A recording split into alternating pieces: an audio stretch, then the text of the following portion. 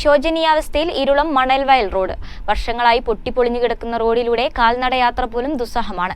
Road ഗതാഗത യോഗ്യമാക്കാൻ അധികൃതർ അടിയന്തരമായി നടപടികൾ സ്വീകരിക്കണമെന്ന ആവശ്യമാണ് ഉയരുന്നത്. മീനങ്ങാടി പഞ്ചായത്തിലെ മണൽവയൽ ഇരുളം റോഡാണ് വർഷങ്ങളായി പൊട്ടിപ്പൊളിഞ്ഞ് സഞ്ചാരയോഗ്യമല്ലാതായിരിക്കുന്നത്. 2.5 കിലോമീറ്റർ ദൂരമുള്ള റോഡിന്റെ 1.5 കിലോമീറ്റർ ഭാഗമാണ് പൊളിഞ്ഞു കിടക്കുന്നത്. ഇതിൽ മണൽവയൽ മുതൽ കല്ലോണിക്കുന്ന് വരെ കാൽനടയാത്രയ്ക്ക് പോലും സാധ്യമല്ല. മഴ പെയ്തതോടെ റോഡിലെ കുഴികളെല്ലാം വെള്ളക്കെട്ടുകളായി. വിദ്യാർത്ഥികളടക്കം നിരവധി ആളുകൾ ദിവസേന ഉപയോഗിക്കുന്ന റോഡാണിത്.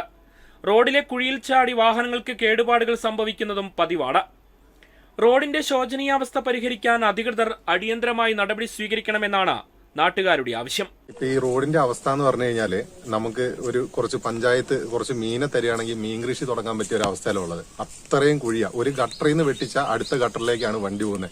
നിരവധി ഓട്ടോറിക്ഷ തൊഴിലാളികളും അതുപോലെ തന്നെ വിദ്യാർത്ഥികളും സ്കൂൾ ബസ് അടക്കമുള്ള വാഹനങ്ങൾ പോകുന്നുണ്ട്, സ്ഥിരം വന്നു പോകുന്നുണ്ട്.